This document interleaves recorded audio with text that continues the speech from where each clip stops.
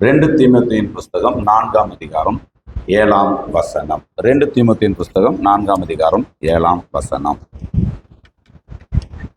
நல்ல போராட்டத்தை போராடினேன், நல்ல போராட்டத்தை போராடினேன், ஓட்டத்தை முடித்தேன், ஓட்டத்தை முடித்தேன், விசுவாசத்தை காத்துக்கொண்டேன். விசுவாசத்தை காத்துக்கொண்டேன். சகோதரிகள்ல ஒருத்தர் வாசித்தீங்க, சகோதரன் யாராவது ஒருத்தர் வாசிங்க வேகமாக.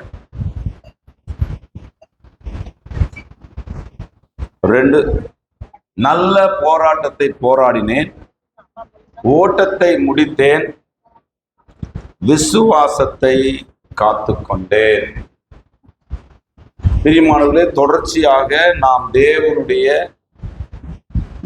வார்த்தையிலிருந்து தீர்மானங்கள் என்கின்ற தலைப்பிலே தேவனுடைய வார்த்தைகளை கேட்டுக்கொண்டு வருகிறோம். நல்லா கவனிக்கணும் தயவு செய்து. தொடர்ச்சியாக தீர்மானங்கள் கிறிஸ்தவ ஜீவியத்துல மிக மிக மிக முக்கியமானது. தீர்மானம். நீங்கள் ஒரு தீர்மானத்தை எடுத்து அதிலே நீங்கள் உங்களை பழக்கப்படுத்தி கொள்ள வேண்டும். பழைய ஏற்பாட்டில் பிரதிஷ்டை என்று தீர்மானங்களை பிரதிஷ்டை என்றும் வேதம் பதிவு செய்கிறது. பரிசுத்தவான்கள் ஒரு 30-40 வருஷத்துக்கு முன்னாடி வாழ்ந்த பரிசுத்தவான்கள், நாங்கள் இதுக்கு பிரதிஷ்டை பண்ணிட்டோம், இதை நாங்கள் செய்வோம் என்றும் செய்ய மாட்டோம் என்றும் நாங்கள் பிரதிஷ்டை பண்ணிட்டோம் என்கின்ற வார்த்தையை பயன்படுத்துவார்கள்.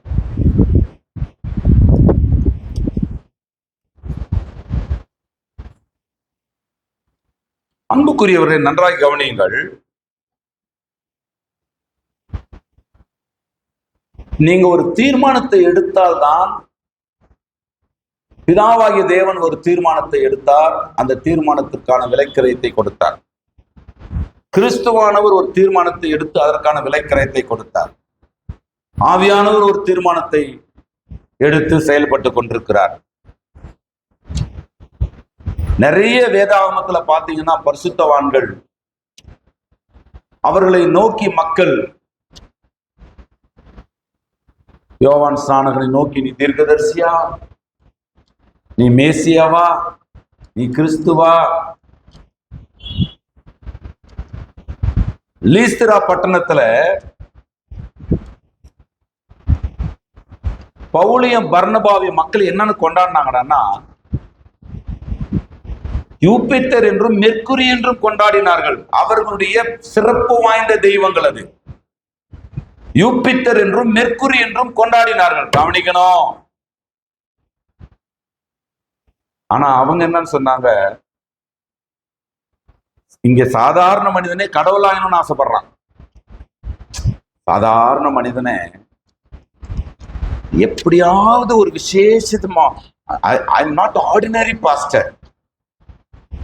Do you know who I am?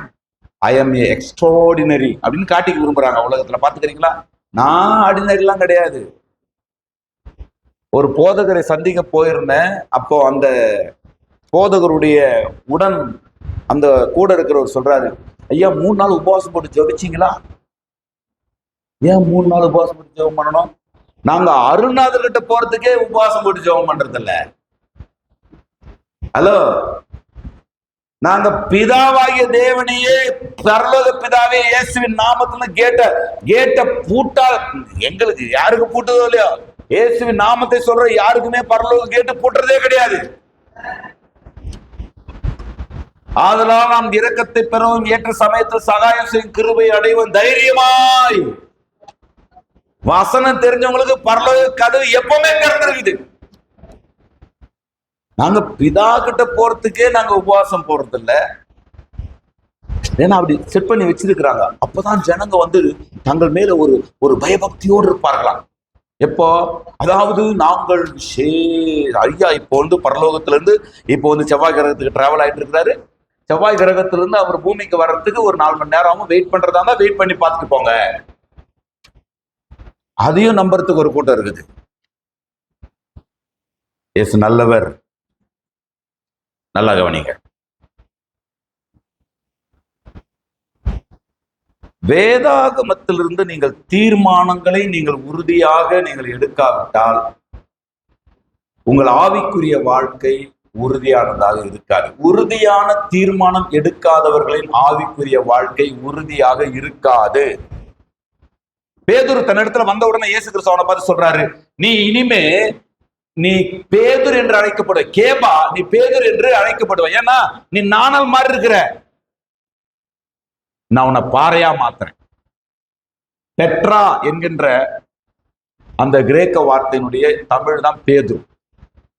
Petra கிரேக்க வார்த்தை பேதுரு. பாரா என்றால் பெரிய பெரிய பாறாங்கல் உருண்டு வந்துச்சுன்னு வாங்க பாத்துக்கிறீங்களா? கிராமங்கள்ல இந்த எல்லா இடத்துலயும் சொல்லுவாங்க, பாறாங்கல் ஒன்று பெருசா உருண்டு வந்துச்சு அப்படின்வாங்க. பாரா என்றால் கிரேக்க வார்த்தையில பெரிய கல் என்ற அர்த்தம். அப்படியே ஆண்டவர் பாக்குறாரு, எப்பா உன்னை நாணல் மாதிரியான விசுவாசிகளா, நீ நாணல் மாதிரி இருந்திருக்கலாம், ஆனா வரவேண்டியவர்கிட்ட வந்த பிற்பாடு நீ நாணல் அல்ல, நீ பாறையாய் மாறிவிட வேண்டும். எனக்கு புரிதுன்றவங்க, நீங்கள் அறியாமை உள்ள காலங்களிலே நீங்கள் எப்படி இருந்தீர்கள் என்பது இங்கு பிரச்சனை இல்லை. ஆனால் இப்பொழுதோ அப்படியானால் அறியாமை உள்ள காலம் என்று ஒன்று இருந்தது. ஆனால் இப்பொழுதோ விசுவாசிகள் ஆன பிற்பாடு கூட பல ரகசியங்களை, சத்தியங்களை, கருப்பொருட்களை, ஆழமான கருகலான சத்தியங்களை கேட்காமல் இருந்த பொழுது நம்முடைய விசுவாசம் பலவீனப்பட்டதா இருக்கலாம், தவறில்லை. ஆனால் இப்பொழுதோ நீங்கள் அறிய வேண்டியதை அறிந்து கொள்ளுகிற இப்பொழுதோ நீங்கள் எப்படி மாறணும்? பலவீனமான ஒரு மனிதன் மேல் அல்ல, மண்ணின் மேல் அல்ல, உங்கள் வீட்டை நீங்கள் பலமான பாறையின் மீது கட்ட வேண்டும். எனக்கு புரியுது. உங்களுடைய வீடாகிய ஆவிக்குரிய மாளிகையை, தேவனுடைய வீடாகிய உங்கள் கூடாரத்தை நீங்கள் பலவீனமான மண்ணின் மீது அல்ல, பலமான பாறையின் மீது அஸ்திபாரம் போட்டு தன் வீட்டை கட்டின புத்தியுள்ள மனுஷர்களாய் மாற வேண்டும். தீர்மானங்களை மணல் அடித்தாம், மழை வந்தால் எப்படியெல்லாம் மழை தண்ணி ஓடுதோ அப்படியெல்லாம் விலகி நிற்கிறார், மண்ணாக அல்ல. எத்தனை காற்று, புயல், எத்தனை பெரிய மழை மேகங்கள் சூழ்ந்து அடித்தாலும் ஒரு இன்ச்சு கூட நகராத பாறையாக நம்முடைய விசுவாச வாழ்க்கை கட்டி எழுப்பப்பட வேண்டும். சோதரம் இருக்கிறீங்களா? பார்க்கிறீங்களா? இருக்கிறீங்க. ஸ்தோத்திரம். இன்றைக்கு நம்முடைய செய்தியின் தலைப்பு, உறுதியாக என் விசுவாசத்தை காத்து கொள்வேன். உறுதியாக என் விசுவாசத்தை காத்து கொள்வேன். I will keep strongly my faith. I will keep strongly my faith. என்னுடைய விசுவாசத்தை நான் உறுதியாக காத்து கொள்வேன். என்னுடைய விசுவாசம் ஒரு நாளும் என்னுடைய மனைவியின் விசுவாசமாகவோ, என்னுடைய பிள்ளைகளின் விசுவாசமாகவோ, என்னுடைய கணவருடைய விசுவாசமாகவோ, என்னுடைய பாஸ்டருடைய விசுவாசமாகவோ, நாங்கள் சார்ந்திருக்கிற டினாமினேஷனுடைய விசுவாசமாகவோ இருக்கவே இருக்காது, இருக்கவும் கூடாது. என்னுடைய தாயும் தகப்பனும் எனக்காக ஜெபிப்பார்கள், என்னுடைய பாஸ்டர் எனக்காக ஜெபிப்பார், என்னுடைய சபை குழுவினர் எனக்காக ஜெபிப்பார்கள். இதெல்லாம் புதுசா ஆண்டவரை அறியாத மக்களுக்கு நாம சொல்றது. சபையில உங்களுக்காக ஜெபிக்கிறோம், உங்களுடைய ஜெப குறிப்பை எழுதி கொடுங்க, உங்களுக்காக நாங்கள் சபையில ஜெபிக்கிறோம் என்று சொல்லுவதெல்லாம் ஆண்டவரையும் ஜெபத்தின் மேன்மைகளையும் தெரியாத மக்களுக்கு நாம் சொல்லுவது. ஆண்டவரை தெரிந்த பின்னால் ஜெபத்தை கேட்கிற தேவன் மாம்சமான யாவரின் ஜெபத்துக்கும் பதில் கொடுக்க வல்லவர் என்பதை தெரிந்த பின்னால் நீங்கள் ஜெபிப்பதுதான் 99.99% உங்களுக்கு பலிக்கும். 1% வேணா ஒரு ஐக்கியத்திற்காக, ஒரு அன்பின் அடையாளத்துக்காக ஊழியர்கள், சபையார், நண்பர்கள் அல்லது அன்பர்கள் ஜெபிக்கலாம்.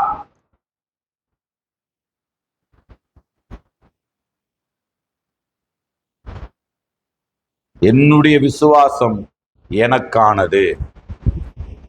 என்னுடைய விசுவாசம் என்னுடைய தனிப்பட்ட ஆவி, ஆத்மா, சரீரத்துக்கானது. நான் என்ன நம்புகிறேன், நான் எதை விசுவாசிக்க வேண்டும், நான் விசுவாசிப்பது என்னுடைய அறிவுக்கு உட்பட்டதா இருக்கிறதா, அல்லது நான் யாரோ விசுவாசிக்கிறாங்க, அவங்க பெரிய ஆளா இருக்கிறாங்க, அவங்க விசுவாசிக்கிறத நான் சிந்திக்காமலே விசுவாசிக்க ஆரம்பிச்சிடக்கூடாது. ஒருத்தர் பயங்கரமான ஸ்காலருங்க, அவரு பெரிய ஸ்காலருங்க, வேதாகமத்தை அவர் அப்படியே எல்லாம் தலைகளா பேசினா அவர் அப்படியே முக்கோண வடிவத்துல பேசுவாருங்க. அவர் எவ்வளவு பெரிய ஆளா இருந்தாலும், எவ்வளவு பெரிய ஜனக்கூட்டங்களை உடையவர்களா இருந்தாலும், எவ்வளவு பெரிய கிறிஸ்டியன் ட்ரெடிஷனல் பாரம்பரியமான ஒரு கிறிஸ்தவ பின்னணித்தை கொண்டிருந்தாலும், அவர்கள் நேரடியாய் போய் அப்படியே எபிரேய, கிரேக்க, அராமிக் மொழிகள் அப்படியே கரைச்சி குடிச்சு வந்தாலும், என்னுடைய விசுவாசம் ஒரு நாளும் அவர்களை சார்ந்து இருக்காது. என்னுடைய விசுவாசம் என்னுடைய அறிவை சார்ந்தது. நான் பேசுறத புரிஞ்சவங்க மட்டும், நீ ஏத்துக்கணும்ன்ற அவசியம் இல்ல, புரிஞ்சா மட்டும் இல்லையா சொல்லுங்க. ஏன் விசுவாசம், ஒருவேளை சமைக்கிறவங்க யாரா வேணா இருக்கட்டுங்க, 5 ஸ்டார் ஹோட்டல்ல சமைக்கிறவங்க யாருன்னு உங்களுக்கு தெரியுமா? ஹோட்டல்ல பொதுவாவே நீங்க சும்மா இங்க போயிட்டு நீங்க 5 ஸ்டார்னா நீங்க சொல்ற சிட்டி 5 ஸ்டார் இல்ல, ஆர்னில ஒரு 5 ஸ்டார் இருக்குது. ஆர்னில் இருக்கிற 5 ஸ்டார் ஹோட்டல்ல சமைக்கிறவங்க யாருன்னு உங்களுக்கு தெரியுமா? சில இடங்கள்ல முன்னாடி வச்சு நடிச்சு கிடக்குறாங்க. மெஜாரிட்டி சமையல் பண்றவங்க யாருன்னு தெரியாது. ஆனா சாப்பிடுறது யாரா இருக்கணும்? சமைக்கிறது யாரா இருக்கிறாங்கன்றத தெரிஞ்சு அறிஞ்சு புரிஞ்சுதான் சாப்பிடுவீங்களா? வெங்காயத்தை வெட்டினது யார் என்று தெரியாமல் நான் பச்சடியை சாப்பிட மாட்டேன். சிக்கனை வதக்கினது யார் என்று தெரியாமல் நான் சிக்கனை தொட மாட்டேன். மசாலாவை கரெக்டாக வறுத்து அரைத்து இதை சரியாக சமைத்தது யார் என்கிற லிஸ்ட் எனக்கு வராவிட்டால் இந்த சோத்தில் நான் கை வைக்க மாட்டேன் சொல்லுவீங்களா? சமைக்கிறது, வெட்டுறது, வறுக்கிறது யாராவது நடந்துட்டு போட்டோம், சாப்பிடுறது நானா இருக்கணும். என் பசிக்கானது என்னுடைய வாய்க்குள்ள, என்னுடைய அறிவுக்குள்ள இருக்க வேண்டும், எனக்கு புரியுதுன்றவங்க. அப்படியானால் நான் சர்ச்சுக்கு போவங்க வருவங்க, என் மனைவி நல்ல விசுவாசிங்க, நான் எங்க பிள்ளைங்க பாஸ்டர் நாங்க சர்ச்சுக்கு சரியா போக மாட்டோம் பாஸ்டர், எங்க பிள்ளைங்க கரெக்டா போயிடுவாங்க. சர்ச்சில் அந்த அந்த அந்த இது இருக்கு பார்த்தீங்களா, எலக்ட்ரிக் பேடு, அதை வாசிக்கிறதே எங்க பையன் தான். ஐயா உங்களுக்கு தெரியுமா? இன்னார் தெரியுமா? தெரியும். அன்னாருடைய ஊழியத்துல கீபோர்டு எங்க பையன் தான் போடுறான். அதனால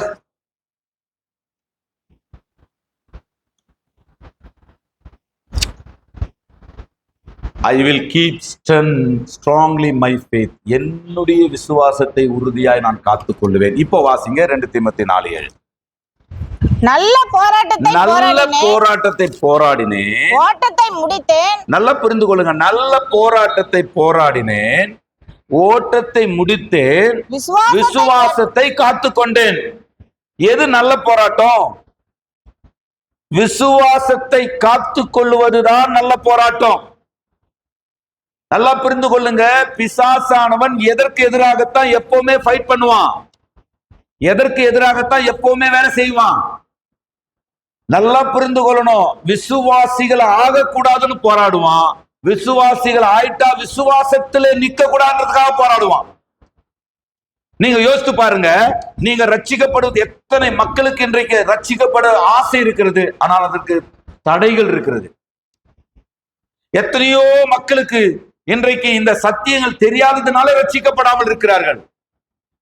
தடைகளை பிசாசு அநேக ஆயிரமான தடைகளை மக்கள் ரட்சிக்கப்படக்கூடாது என்று ஏற்படுத்தி வைத்திருக்கிறார்.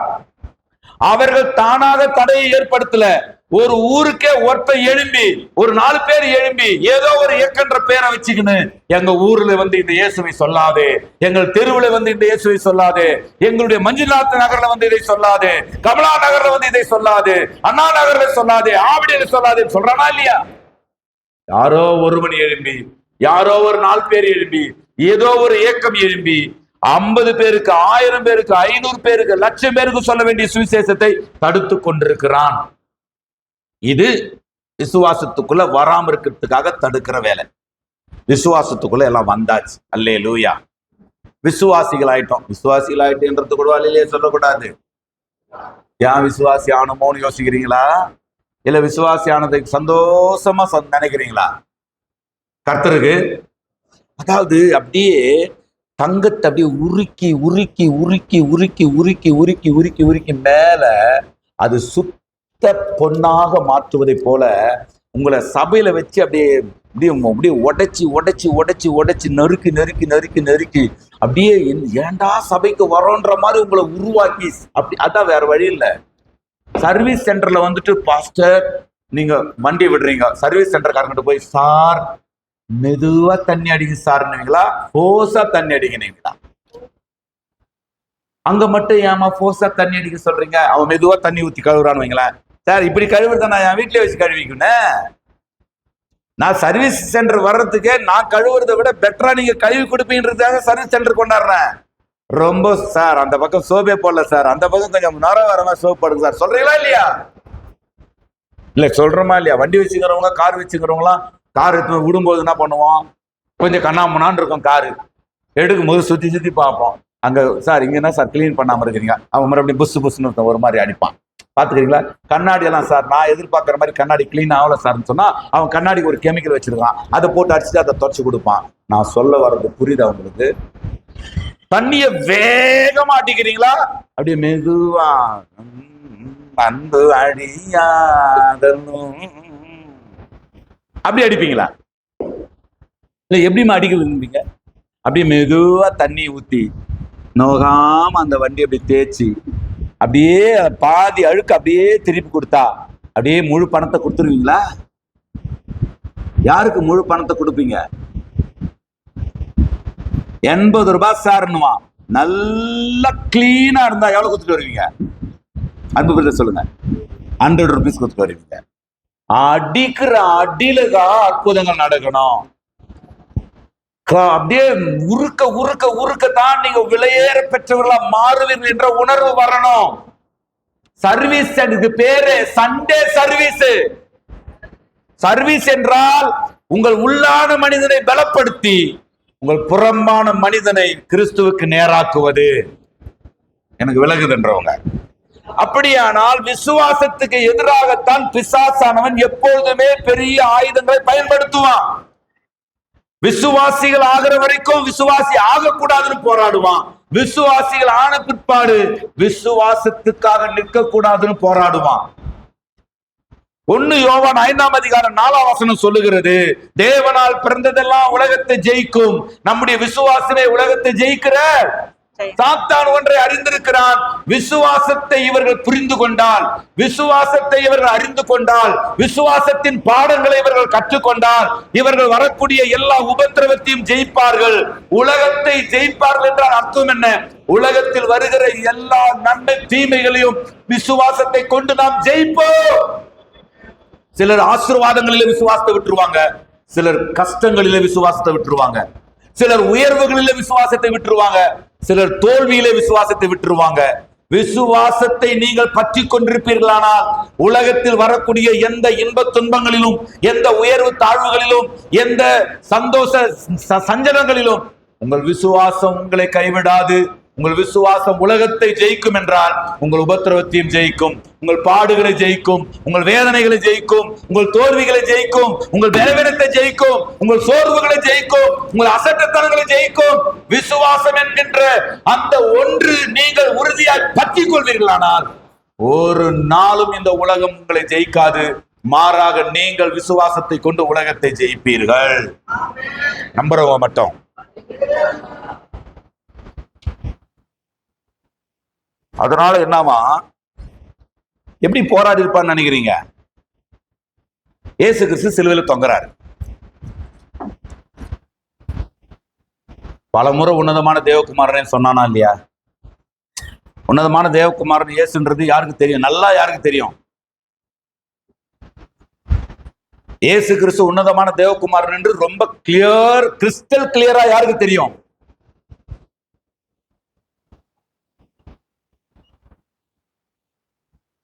இயேசு கிறிஸ்து உன்னதமான தேவகுமாரன் யாருக்கு ரொம்ப நல்லா தெரியும்? சாத்தானுக்கும் ரொம்ப நல்லா தெரியும். சரி, உங்களுக்கு தெரியுதா? இயேசு கிறிஸ்து தேவனுடைய குமாரன் என்று நான் விசுவாசிக்கிறேன் என்று சொல்லுகிறவங்களா? அல்லையே சொல்லுங்க பார்க்கலாம். நிறைய பேர் சொல்லாம இருக்கிறீங்க. ஆபத்து வாலிப பிள்ளைங்களை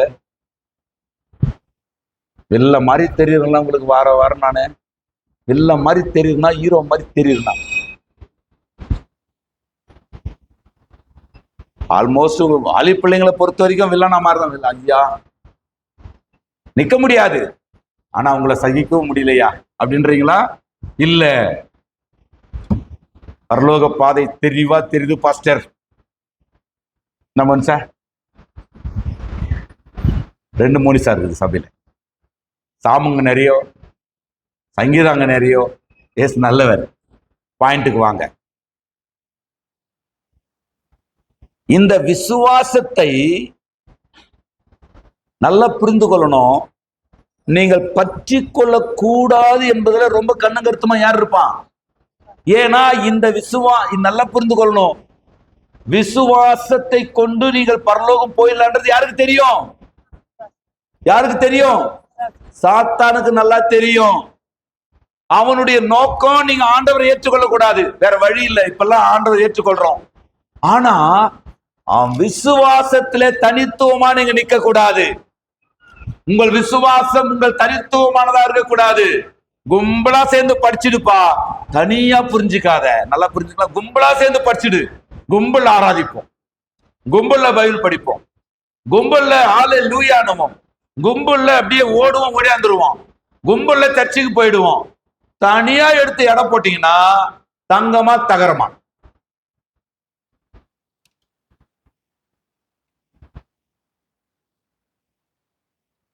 தனியா மனதார கர்த்தரை ஆராதிக்கிறேன் என்று சொல்லுகிறவர், தனியா மனதார வார்த்தை, அது அது அது நீங்க நல்லா கவனிச்சு பாருங்க. எல்லாருக்கும் பிடிச்ச மாதிரி சமைக்கிறது உங்களுக்கு பிடிக்குமா? உங்களுக்கு மட்டும் பிடிக்கிற மாதிரி சமைக்கிறது உங்களுக்கு பிடிக்குமா? எல்லாம் இருக்கிறீங்களா?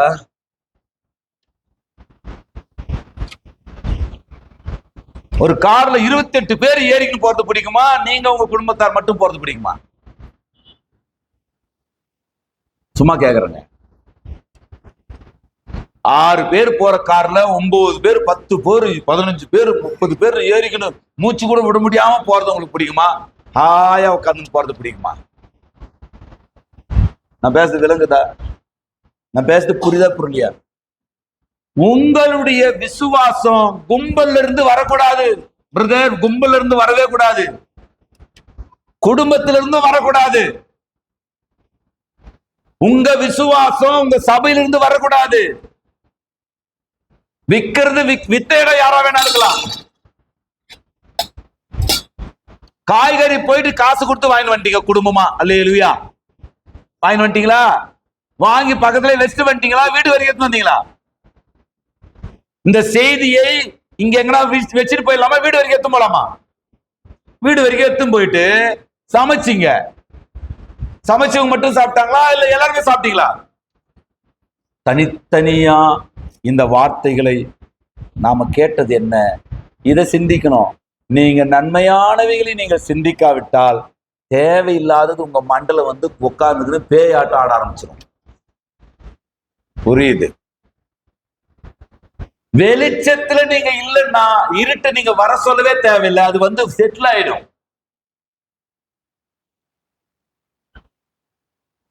விசுவாசிக்க வேண்டியதை நீங்க உறுதியாக பற்றி கொள்ளாவிட்டால் தேவையில்லாததை நீங்க பற்றி கொள்ள வேண்டி வரும். பவுல் மறுபடியும் சொல்லுகிறார், நான் விசுவாசிக்கிறவர் இன்னார் என்று நான் அறிந்திருக்கிறேன். I know about my faith. என் விசுவாசம் எதுன்றது எனக்கு தெரியும்.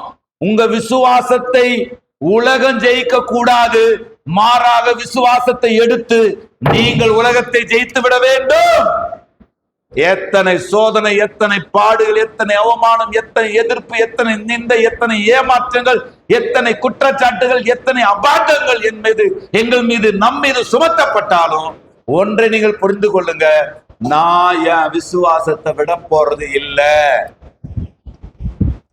குளோரோஃபார்மை கண்டுபிடித்த ஜேம்ஸ் சிம்சன் என்று சொல்லப்படுகிற புகழ்பெற்ற விஞ்ஞானி சொல்லுகிறார், என்னுடைய உடம்பிலிருந்து தோலை நீங்கள் கழட்டி எடுத்து விட முடியும், நீங்கள் பிரித்தெடுத்து விட முடியும், ஆனால் என்னுடைய உயிரில் இருக்கிற இந்த விசுவாசத்தை உங்களால் பிரித்தெடுக்க முடியாது என்று சொல்லுகிறார். எத்தனை பேருக்கு விளங்குது? என் உடம்புல இருக்கிற தோல் இருக்குதுல்ல, இந்த தோலை நீங்கள் உருட்டி என்னை கிழித்து எடுத்து விட முடியும், தனித்தனியா கிழிச்சு எடுத்துடலாம்.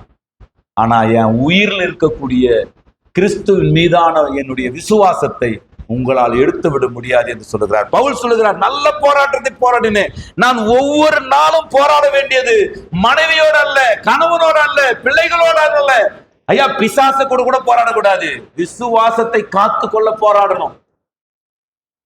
சிலருக்கு எப்பவுமே பிரச்சனை தெரியுமா? சிலருக்கு எப்பவுமே பிரச்சனை என்ன தெரியுமா? செய்வின சூனியம், கட்டு, ஏவல், பிசாசு, பேய். சிலருக்கு எப்பவுமே பேய் புருஷன் தான் பேய் அவங்களுக்கு. சிலருக்கு எப்பவுமே பொண்டாடி தான் பேய். சிலர் எப்பவுமே பிள்ளைங்கள் தான் அவங்களுடைய பேய். எப்பவுமே பெற்றோர் தான் பேய். எங்க அப்பா அம்மா மட்டும் என்னை ஒழுங்கா வளர்த்திருந்தா, எங்க அப்பா மட்டும் என்ன ஒழுங்கா படிக்க வச்சிருந்தா, எங்க அம்மா மட்டும் எனக்கு ஒழுங்கா இப்படி இருந்திருந்தா, அவங்க பாகத்தை எனக்கு கொடுத்திருந்தா. இது நிறைய இந்த பிரச்சனை இருக்குதா இல்லையாங்க?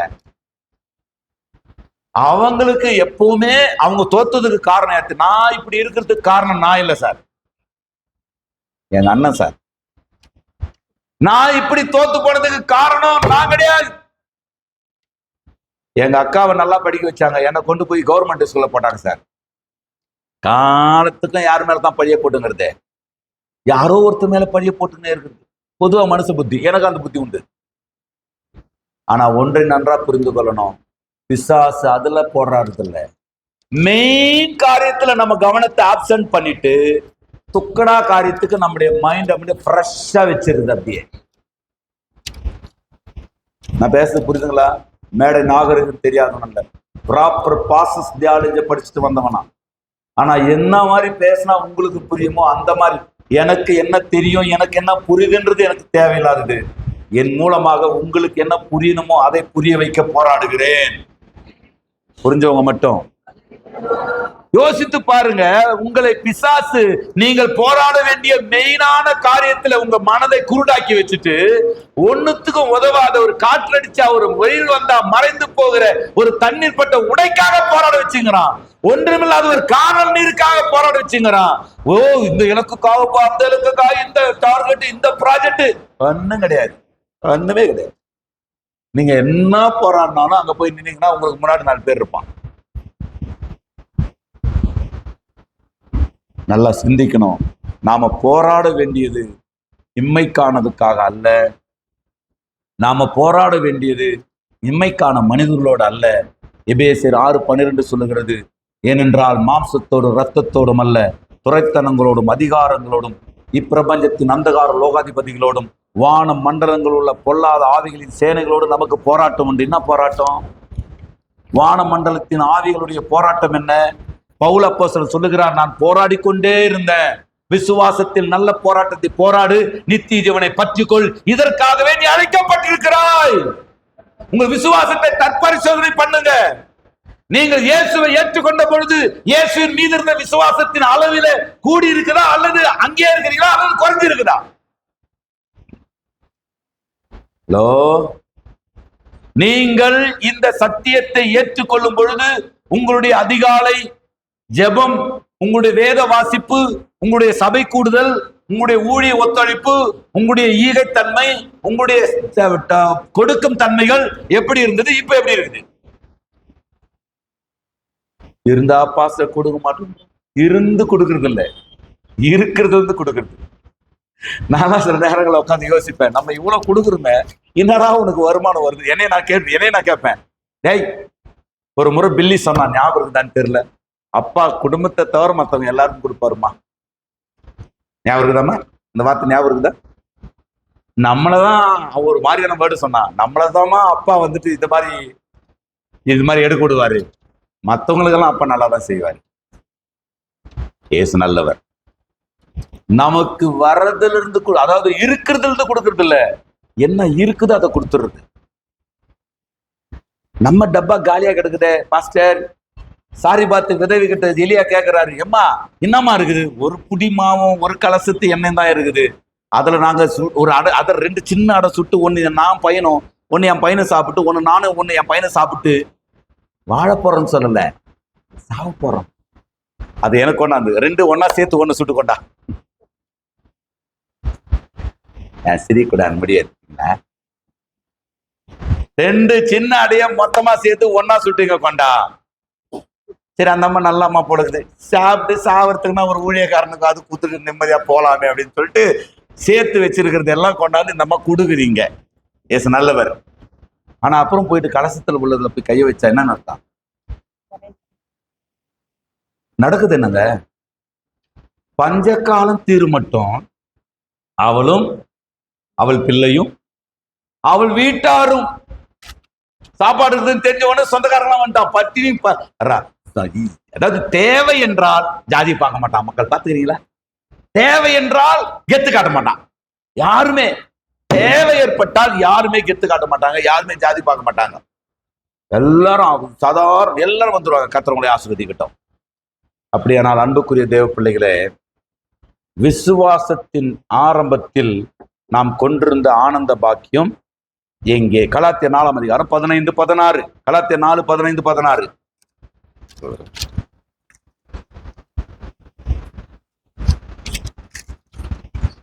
அப்பொழுது நீங்கள் கொண்டிருந்த ஆனந்த பாக்கியம் எங்கே? அப்பொழுது நீங்கள் கொண்டிருந்த ஆனந்த பாக்கியம் எங்கே? உங்கள் கண்களை பிடுங்கி எனக்கு கொடுக்க கூடுமானால் அப்படியும் செய்திருப்பீர்கள் என்று. விசுவாசத்தின் ஆரம்பத்துல போராடுறது நல்லா புரிஞ்சுக்கொள்ளணுங்க, நல்லா புரிந்து கொள்ளணும். விசுவாசத்துல, அதாவது வைராக்கியத்துல தான் நாங்க குறைஞ்சிருக்கிறோம் நினைக்காதீங்க. வைராக்கியத்துல குறைவது விசுவாச குறைவின் வெளிப்பாடு.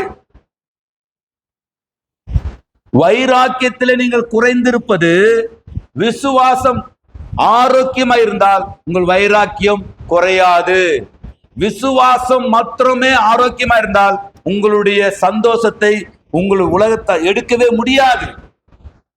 விசுவாச குறைவுதான் எல்லா பிரச்சனைக்கும் அடிப்படை. ஆகவேதான் விசுவாசம் இல்லாமல் தேவனுக்கு பிரியமா இருப்பது கூடாத காரியம். நீங்க நல்லா கவனிச்சு பாருங்க. தேவன் மீதான, அதாவது உங்கள் நம்பிக்கை, தேவன் மீதான உங்கள் விசுவாசம் நாளுக்கு நாள் அதிகரிக்கிறதா அல்லது துவண்டு போயிருக்கிறதா?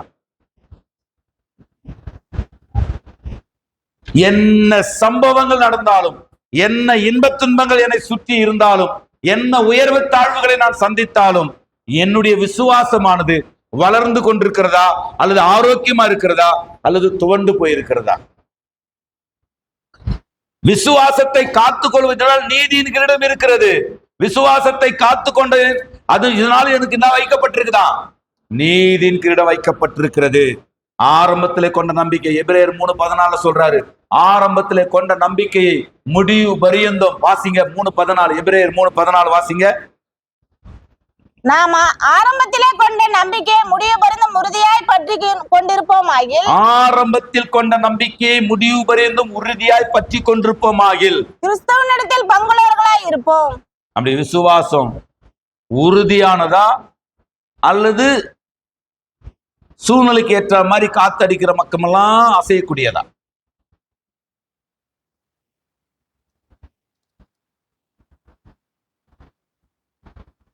நம்முடைய விசுவாசம் உறுதியாக தேவனுடைய வார்த்தையின் மேல் கட்டப்படுகிறதா அல்லது சந்தர்ப்ப சூழ்நிலைகளுக்காக ஏற்றாற் போல மாறுகிறதா? பேச புரியுதா? நம்முடைய விசுவாசம் உறுதியான அஸ்திபாரங்கள் மேல் கட்டப்படுகிறதா? இருக்கிறீங்களா? பிசாசு 24 மணி நேரம் போராடுவது மாம்சத்தோடு ரத்தத்தோடும் அல்ல. ஆனா பிசாசு போராடாத நம்மள என்ன பண்றான்? அவன் அதாவது உலக பிரகாரமான காரியங்கள், அவன் போராடுகிறது என்ன என்பதை மறைச்சிட்டு உலகத்துக்காக போராடு, மனுஷனோடு போராடு, மனுஷியோடு போராடு, சூழ்நிலைகளோடு போராடு, அரசியலுக்காக போராடு. விசுவாசி கூட பெரும்பாலும் எதை பத்தி பேசுறதே, ஒரு 2 மணி நேரம் டிராவல் இருக்குதுன்னா, நாம வேலூர்ல இருந்து திருப்பத்தூர் போறோம் அப்படின்னா அந்த 2 மணி நேரத்துல விசுவாசி என்னதான் பேசுறாரு? ஐயா இந்த கட்சி இப்போ வந்துச்சியா, அந்த கட்சி அப்போ வந்துச்சியா, இந்த கட்சியில என்ன இதா போட்டாங்கய்யா, அந்த கட்சியில அதா போட்டாங்கய்யா. 100 நாள் வேலையில விசுவாசி என்ன பேசிக்கிறீங்க? சீரியஸா? உங்க ஏரியாவில் நீங்க ஒரு விசுவாசி மீட் பண்ணீங்கன்னா எதை பத்தி பேசுறீங்க?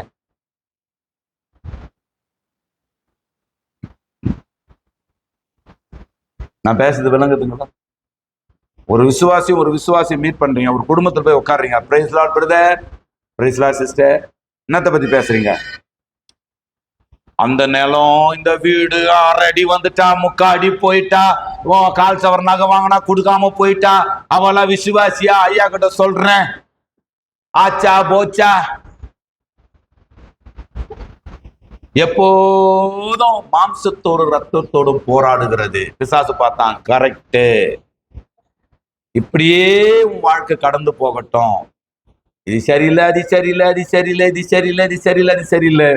சாத்தான் பார்க்குறான், எப்பா இவளை சரியாக்குனா தானே நீ இந்த பக்கம் வருவ, இவனை சரியாக்குனா தானே நீ இந்த பக்கம் வருவ.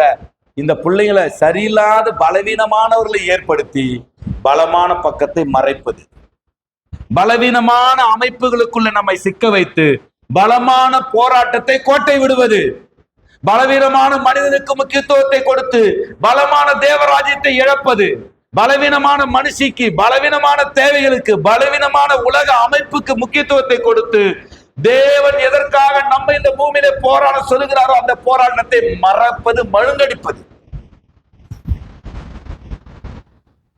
விசுவாசத்தை நான் காத்துக்கொண்டேன். என்ன நடந்தாலும், என்ன பிரச்சனை வந்தாலும், ரோமர்களால், கிரேக்கர்களால், யூதர்களால், புரிந்து கொள்ளாத விசுவாசிகளால், கலாத்தியரே, நான் ஆரம்பத்திலே உங்க கண்ணை கேட்டிருந்தா நீங்க எனக்கு கண்ணை கொடுத்திருப்பீங்களே, உங்க கழுத்தை கேட்டிருந்தா உங்க கழுத்தை கொடுத்திருப்பீங்களே, நன்றாய் ஓடினீர்களே, ஆரம்பத்துல நீங்க கொண்டிருந்த அந்த அனந்த ஞானம் எங்கே? இப்ப நான் சத்தியத்தை சொன்னதுனால என்ன ஆயிட்டேன்? முன்ன என்னவா இருந்தேன்? தேவ தூதனாக மட்டும் இல்ல, கிறிஸ்து இயேசுவாக இருந்தேன். விசுவாசத்தின் ஆரம்பத்துல ஊழியக்காரர் எப்படி இருந்தாருங்க? கிறிஸ்து இயேசுவாக. இப்ப ஊழியக்காரனாவா இருக்கிறாரு. சத்துருனா புரியல. சத்தியத்தை சொல்றவன் ஆரம்பத்துல எப்படி இருந்தாங்க? சத்தியத்தை சொல்றவன் சத்தியத்தை கொண்டு வரும்போது அந்த சத்தியம் நமக்கு எப்படி இருந்துச்சு?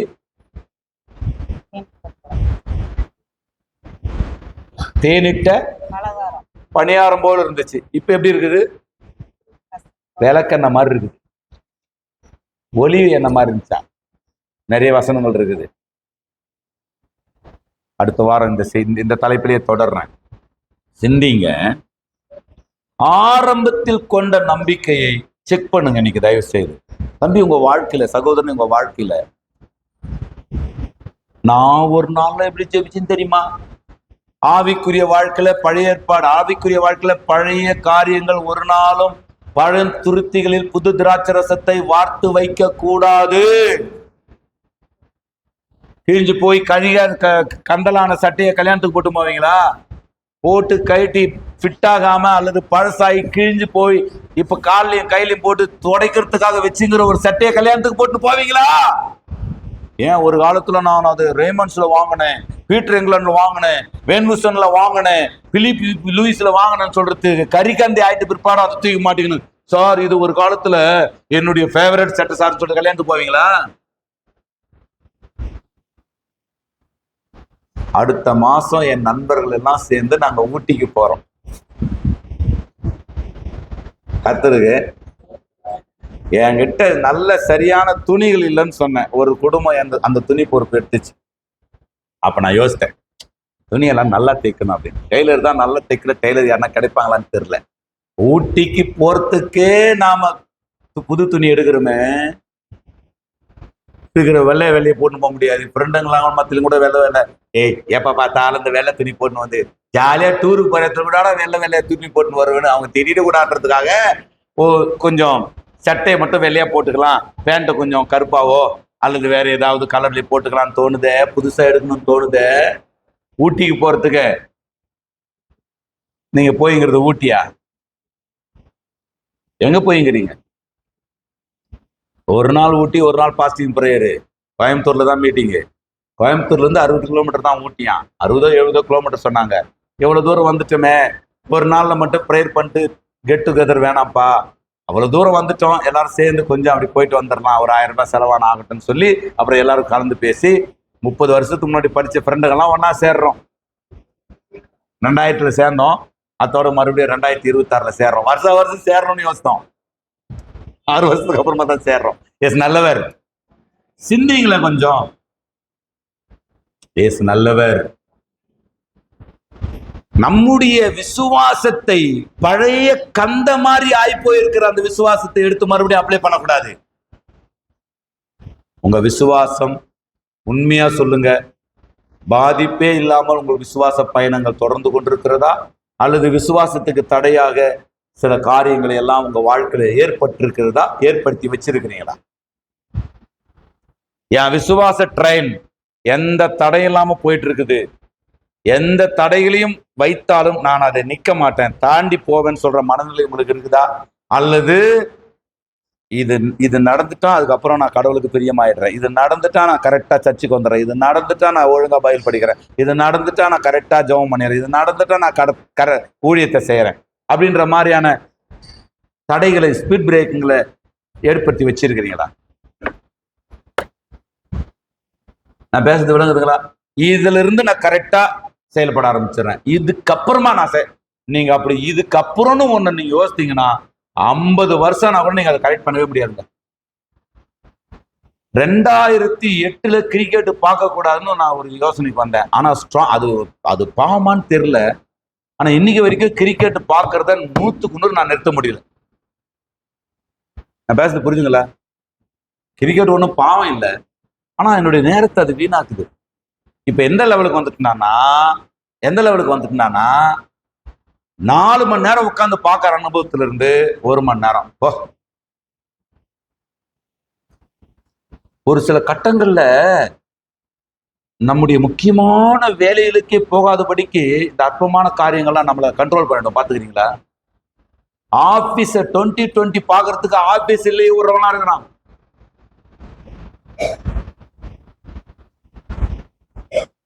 ஏதோ ஒரு இடத்துக்கு போறதுக்கு நம்முடைய முக்கியமான காரியங்களை தள்ளி வச்சுட்டு போறோமா இல்லையாங்க? ஏதோ ஒன்று நம்மளை கண்ட்ரோல் பண்ணிடும். தடையாய் நம்முடைய வாழ்க்கையில விசுவாசத்து தடையா இருக்கு. விசுவாசத்துக்கு தடையாக எதுவுமே இருக்கக்கூடாது. போயிட்டே இருக்கணும், ஸ்தோத்திரம் பண்ணிட்டு கிருபையில விசுவாசத்துல வளர்ந்து கொண்டே இருக்கணும். யாரும் என் விசுவாசத்தை தடுக்க கூடாது, தடுக்க முடியாது. எந்த உயர்வும் என்னுடைய விசுவாசத்தை தடுக்க முடியாது, என்னுடைய ஆராதனை தடுக்க முடியாது, என்னுடைய சபை கூடுதலை தடுக்க முடியாது, என்னுடைய வேத வாசிப்பை தடுக்க முடியாது, என்னுடைய கர்த்தருக்கேற்ற பக்தி வைராக்கியத்தை தடுக்க முடியாது. திடீர்னு போய் பெரிய கோடீஸ்வரன் ஆயிட்டேன், டைம் இல்ல பாஸ்டர், இப்பலாம் நோ மோர் டைம். தேவனை விசுவாசத்துல, தேவனை நாடுவதற்கு, தேடுவதற்கு, அறிவதற்கு தடையா இருக்கக்கூடிய எதையுமே ஆசீர்வாதமா நினைக்காதீங்க. நேரம் ஆயிடுச்சு, நான் முடிக்க விரும்புறேன். நிறைய இது நான் ஒரு 2-3 வாரமாவது இந்த போதனையில நான் பேச விரும்புறேன். ஆரம்பத்தில் நீங்கள் கொண்டிருந்த ஆனந்த நாணம் எங்கே? உங்கள் விசுவாசம் உயிருள்ளதா இருக்குதா வாலிபனே? உன்னுடைய விசுவாசத்துல ஆரோக்கியமானவனா இருக்கிறையா? பவுல் சொல்கிறார், நல்ல போராட்டத்தை போராடினேன். பவுலுக்கே அந்த நல்ல போராட்டம் இருந்ததாம். நீங்க விசுவாசத்துக்காக போராடாத ஒன்று வேற, மற்ற எல்லாமே கெட்ட போராட்டம் தான். நீங்க விசுவாசத்துக்காக போராடாமல் வேற எதுக்காக போராடினாலும் ஃபைனல் ஜட்ஜ்மெண்ட் அது கெட்ட போராட்டம். எல்லாம் ஏந்து நிற்கலாம். தொடர்ந்து இந்த செய்திகளை நாம் தியானிக்கலாம். ஆரம்பத்துல தேனிட்ட பணியாரமாக இருந்த மன்னா பிற்பாடு ஒலிவு எண்ணெயாய் மாறினதாம். 15ஆம் வசனம் விசுவாசத்தின் ஆரம்பத்தில், 16ஆம் வசனம் இப்பொழுதோ சத்ருவானேனோ. நீங்கள் விசுவாசிக்க தொடங்கும் பொழுது ஆண்டவர் எப்படி உங்களுக்கு இருந்தாரு? ஆண்டவருக்காக எதையும் இழக்க தயாரா இருந்தீங்க. ஆண்டவருக்காக எத்தனையோ நீங்க இழந்தீங்க. தேவையில்லாத எத்தனையோ பழக்கத்தை நீங்க விட்டீங்க, தேவையில்லாத உறவுகளை விட்டீங்க, தேவையில்லாத நண்பர்களை விட்டீங்க, தேவையில்லாத பழக்க வழக்கங்களை, பாரம்பரிய சடங்கு சம்பிரதாயங்களை விட்டீங்க. ஆனா கர்த்தர் நம்மை கிருபையாய் நடத்தி, கர்த்தர் நமக்கு ஜீவனையும் சுகபல ஜீவன ஆரோக்கியத்தை கொடுத்து, நம்ம கண்ணுக்கு முன்னாடி எத்தனையோ பேர் மரித்து போன உலகத்துல, நம்ம கூட இருந்து எத்தனையோ பேர் வீணாக ஒன்றுமில்லாமல் போன இந்த உலகத்துல நம்மை சொல்லிக் கொள்ளும்படி ஏதோ ஒரு ஜீவனை கொடுத்து நம்மை நிறுத்தி உயிரோடு வைத்து நம்முடைய குடும்பங்களை நாசமாகாமல் காத்து வந்து வழிநடத்தி கொண்டிருக்கிறார். இந்த மேன்மையின் உயர்வுகள் வந்த பிற்பாடு இந்த தேவன் மீதான நம்முடைய விசுவாசம் கூடி இருக்கிறதா, அல்லது அங்கே இருக்கிறதா, அல்லது குறைந்து கொண்டிருக்கிறதா? நீ ஒன்றுமில்லாமல் சாதாரண வீட்டில் இருந்த பொழுது உன்னுடைய வாழ்க்கை தேவனுக்கு எப்படி இருந்தது? கர்த்தர் உனக்கு ஞானத்தை கொடுத்து ஆசீர்வதித்து உன்னை உயர்த்தி உன்னை நல்ல ஒரு வீட்டிலே உட்கார வைத்த பொழுது இப்பொழுது உன்னுடைய விசுவாசம் எப்படி இருக்கிறது?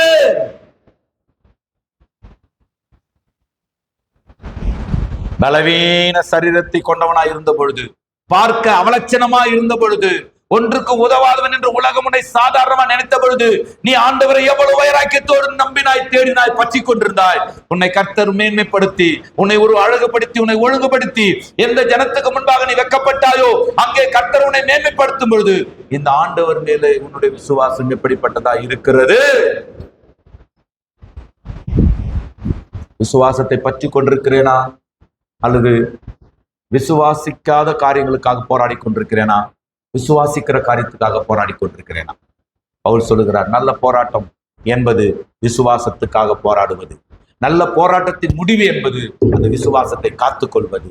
என்ன காரியங்கள் மரணம் வந்தது பவுலுக்கு, எத்தனை உபத்திரவங்கள் வந்தது, எத்தனை உயர்வுகள் வந்தது, எத்தனை தாழ்வுகள் வந்தது, எத்தனை இன்ப துன்பங்கள் வந்தது. வாழ்க்கையில எத்தனை பெரிய நன்மை வந்தாலும் தீமை வந்தாலும், வாழ்க்கையில எவ்வளவு சோர்வு வந்தாலும் உற்சாகம் வந்தாலும், நண்பர்களே, சகோதர சகோதரிகளே, நீங்கள் ஆரம்பத்திலே கொண்ட நம்பிக்கையை முடிவு பரிந்து உறுதியாய் பற்றி கொள்வது மாத்திரமல்ல, அவைகளை ஸ்தோத்திரத்தோடு வளர வேண்டும். அவைகளை ஸ்தோத்திரத்தோடு வளர வேண்டும். ஆண்டவர் மீதாயிருந்த நம்பிக்கை குறையுமானால் சபை கூடி வருதல் குறையும். ஆண்டவர் மீதான விசுவாசம் குறையுமானால் தேவனை தேடுவது குறையும். ஆண்டவர் மீதான விசுவாச குறைவு இந்த உலகத்துல நல்லா புரிந்து கொள்ளுங்க. நீங்க சபைக்கு வராமல் இருப்பது சபையினுடைய பிரச்சனை இல்ல, உங்க விசுவாச பிரச்சனை. அது நீங்க ஆண்டவருடைய காரியங்களில உண்மை இல்லாமல் போவது உங்கள் சூழ்நிலையின் பிரச்சனை அல்ல, அது விசுவாச பிரச்சனை. ஆண்டவரை தேடுவதற்கு நீங்கள் தயங்குவீர்களானால், ஆண்டவரை தேடுவதில் நீங்கள் சோர்ந்து போயிருப்பீர்களானால், ஆண்டவருடைய ராஜ்யத்துக்காக போராடுவதில் நீங்கள் தள்ளி நிற்பீர்களானால், அது பிரச்சனை உங்களுடைய குடும்ப பிரச்சனையோ, சரீர பிரச்சனையோ, பாவ பிரச்சனையோ அல்ல, விசுவாச பிரச்சனை. நான் இன்னைக்கு தீர்மானிக்கிறேன், I will keep strongly my faith. உறுதியாக என்னுடைய விசுவாசத்தை நான் காத்துக்கொள்ள போகிறேன். எது முடிவிலே நித்திய ஜீவ கிரீடத்தை தருமோ அதற்காக போராட போகிறேன். எது நல்ல போராட்டமோ அதற்காக போராட போகிறேன். கர்த்தாவே, திறக்கப்பட்ட இருதயத்தோடு உம்முடைய சமூகத்துல நாங்கள் வந்து நிற்கிறோம் ஐயா. தேவரீர் எங்களுக்கு இந்த விசுவாசத்துல நாங்கள் உறுதியாய் நிற்க உதவி செய்கிறார். ஆண்டவரே ஸ்தோத்திரம். மரணம் நேரிடுகிறதா இருந்தாலும் அதற்கு தப்பும்படி தங்கள் ஜீவனையும் பாராமல், ஆமை நாட்டுக்குட்டியின் ரத்தத்தினாலும் சாட்சியின் வசனத்தினாலும் அவனை ஜெயித்தார் என்று சொல்லப்பட்டிருக்கிறபடி, வெளிப்படுத்தும் விசேஷம் 12:11 சொல்லப்பட்டிருக்கிறபடி, கர்த்தாவே நாங்கள், கர்த்தாவே ஸ்தோத்திரம், எதை விசுவாசிக்கிறோமோ ஆண்டவரே, நாங்கள் எதை விசுவாசித்து பற்றி கொண்டோமோ அதிலே அசைவில்லாதவர்களாய் உறுதியாய் ஸ்தோத்திரத்தோடு அந்த பெருக எங்களுக்கு உதவி செய்கிறார். பவுல் சொல்லுகிறதை போல, கர்த்தாவே ஸ்தோத்திரம், நாங்கள் நல்ல போராட்டத்தை போராடி ஆண்டவரே விசுவாசத்தை காத்துக்கொண்டு நித்திய ஜீவனிலே கிரீடங்களை பெற்றுக்கொள்ள எங்கள் ஒவ்வொருவருக்கும் கிருபை தருவீராக நாங்கள் செபிக்கிறோம். ஆனந்த பாக்கியத்தோடு நாங்கள் விசுவாசித்தோமே ஆண்டவரே, இன்றைக்கு இந்த சத்தியத்தை கொண்டு வருகிறவர்களை நாங்கள் ஆண்டவரே தேவதூதனாகவும் கிறிஸ்தேசுவாகவும் பார்க்கிறோமா அல்லது சத்துருவாய் பார்க்கிறோமா? ஆண்டவரே, இந்த வேதத்தை விலக்கி சொல்லுகிறவர்களை எதிர்பார்த்து கொண்டிருந்தோமே, இன்றைக்கு இப்படிப்பட்ட வேத விளக்கங்களுக்கான வாய்ப்புகளை நாங்கள் பயன்படுத்துகிறோமா அல்லது அடுத்த மாதம், அடுத்த வருடம், அடுத்த வருஷம் என்று நாங்கள் தள்ளி போடுகிறோமா? கர்த்தாவே, நாங்கள் போராடுகிற ஒன்றும் நல்லதுக்காக போராடல. நாங்கள் போராடுகிற எதுவுமே முடிவில் நல்லதல்ல. விசுவாசத்தை தவிர, விசுவாசிக்கிறதை தவிர வேறு எதுவுமே பிரயோஜனம் இல்லை என்பதை எங்களுக்கு இந்த கால வேளையிலே உணர வைத்ததற்காய் ஸ்தோத்திரம்.